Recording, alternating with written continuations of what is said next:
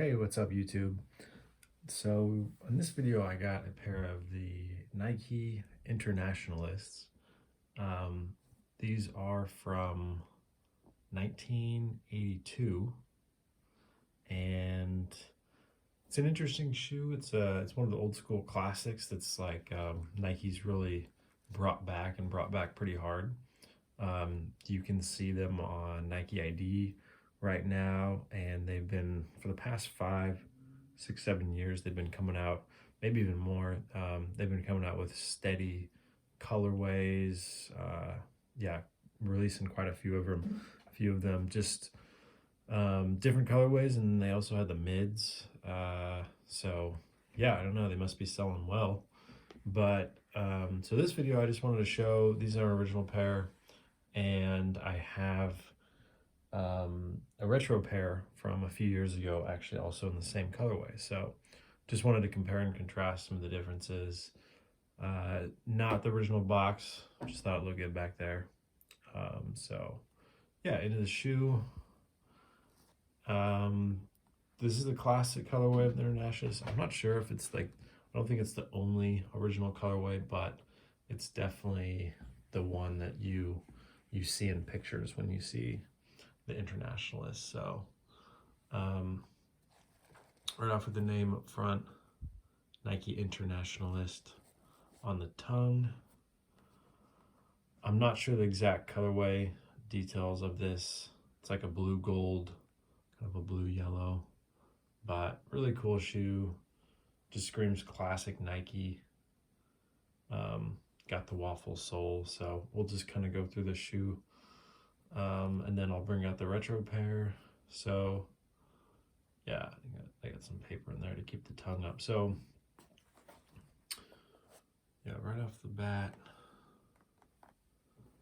it's not like a shoe everybody's like, you know, trying to get the OGs or the hot retros, but it must be making Nike quite a bit of money because they come out with a ton of colorways of these, and then they even put them on NikeID. So it's a shoe that, it's a Nike shoe that more of a wider range of people will wear. Just has that classic look.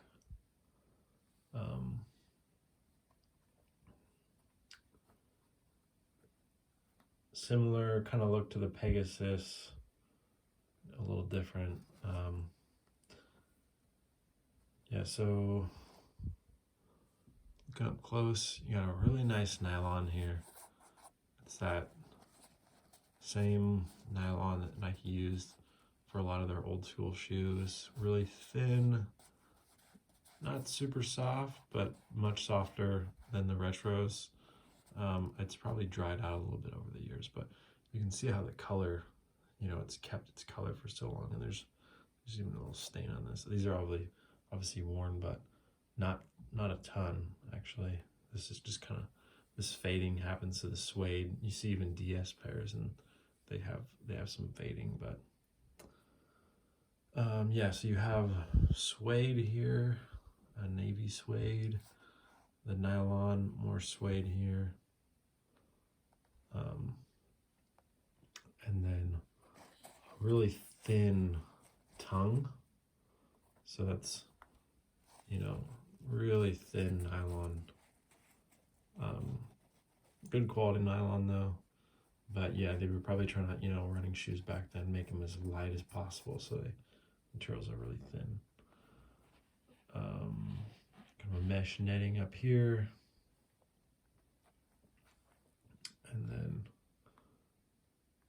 the inner side, and then the waffle sole.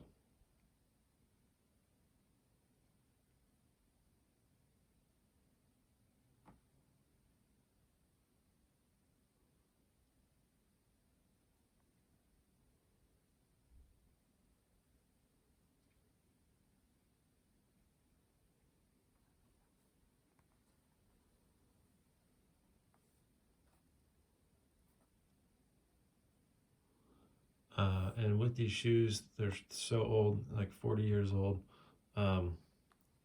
this plastic heel cup part will crack. And the guy didn't, I bought these off eBay, and he didn't protect them too well. I just put them in a shipping box with like some paper wrapped around them, and this happened in shipping. Cracked, so. I got these for a pretty good deal though, so I wasn't like too bummed. It's not a huge deal, but yeah, so that's the right one. The left, pretty much the same. Construction on these is good. It's not like the retros now where one pair will be maybe a little bit lopsided and the other pair is a little different. These are pretty much identical shoes, what you don't really see on Nikes. If you actually look closely, a lot of times, most times, the left is maybe a little they're a little different. One's a little taller, one's a little bit lopsided. Soles don't sit flat, like the tongue's taller, but yeah, these are made pretty nicely, even as old as they are and rustic looking as they are. Yeah, I got some paper in this one too, but yeah, let me bring out these ones. I actually bought these when they came out. These came out like 2017, I think. That's when I got them over in Europe, and I just happened to have these when I got the originals recently. So yeah, let's move this back and this up here. There's some pretty significant differences, but overall, not crazy. So I'll just show the general shape. Pull these out. You just saw the originals. You can see these. So same shoe, Internationalist, 35 years apart. It's got some dirt on them. Is that dirt? Yeah, something on them.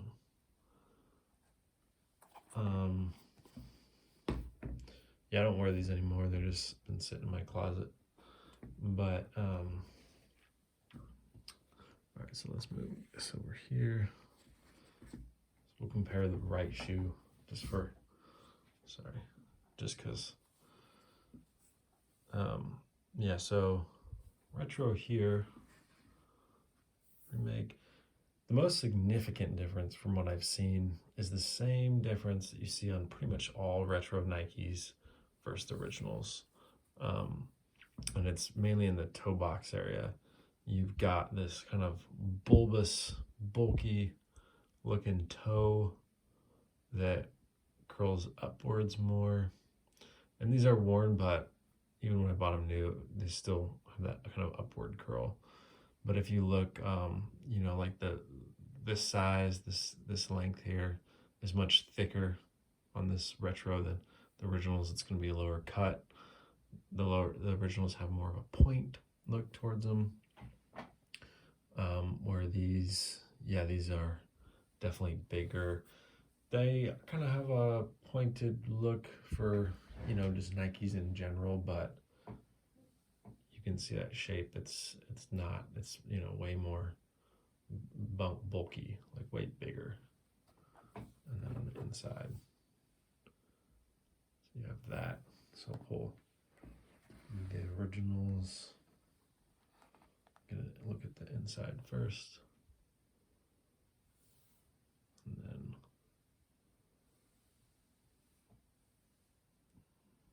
the retros.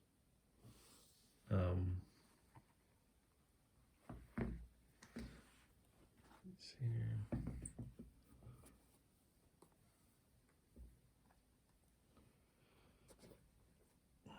So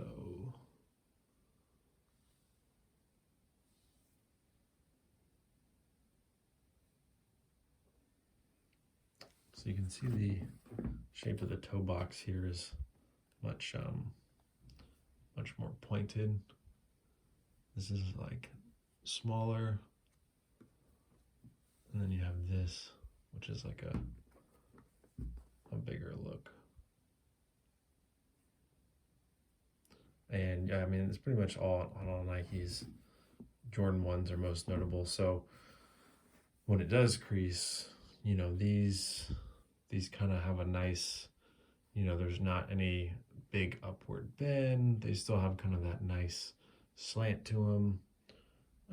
And then you get the retros, which have this, big kind of, it's just a bulkier. These ones actually don't look too bad. I've got stuff in there. I've got sock stuff, so it held its shape, but yeah, you get this kind of chunky looking, just kind of shape to the shoe, but this one maybe,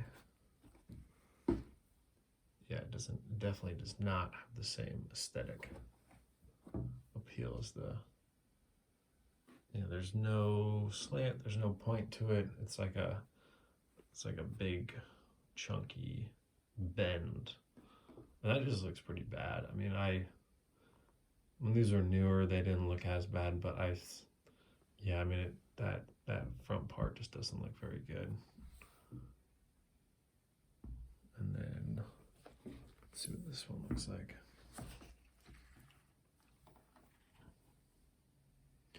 And this one has nothing in it, so.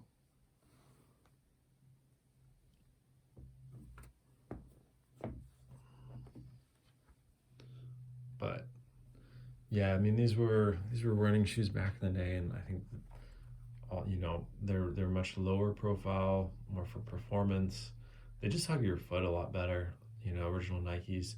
Retros, I mean, if you got a really big kind of fat foot, I'm sure they're gonna wrap it well because they're squeezing in there. But a lot of times you'll see, with retro like Air Force Ones and Jordan ones, there's just like all this extra material up here, so it just kind of gets all bunched up and just looks kind of bad. On the Jordan ones, you see it especially. There's like this, all the extra material, the big boxy toe, and so a lot of times when they crease up, after a bunch of wear, they don't even look, with wear, it's nice when your shoes actually look better, but with them, they just get a bunch of these wrinkles and all this extra materials all bunched up there, which you can kind of see going on here. That's just like the permanent kind of crease to it. You just have a bunch of extra material because it's so much higher. And then this is, yeah, it's a different, there's some paper in there, but yeah, it's a much better look. But yeah, one of the differences between these two is actually the mesh. This one, slightly different mesh. This is like this is just, there's openings are a little bit bigger.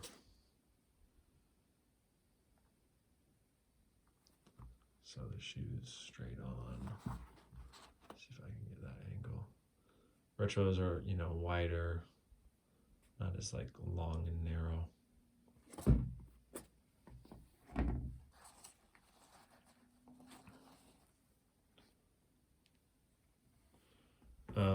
The originals are a little bit higher in the back, actually. It's hard to tell right now, but when I had them flat on the table, you can kind of see it. Here they just point out. They just go up a little bit higher. And this, I don't know if it's because somebody's wearing it, but I actually don't think, I think it's just how it was made. This actually kind of shoots out to the side a little bit. Also the back stamp is different. So you have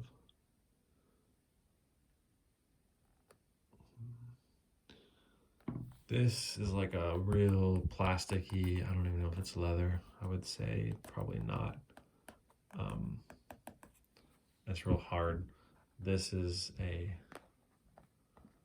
soft leather. You can kind of see it on the tongue, but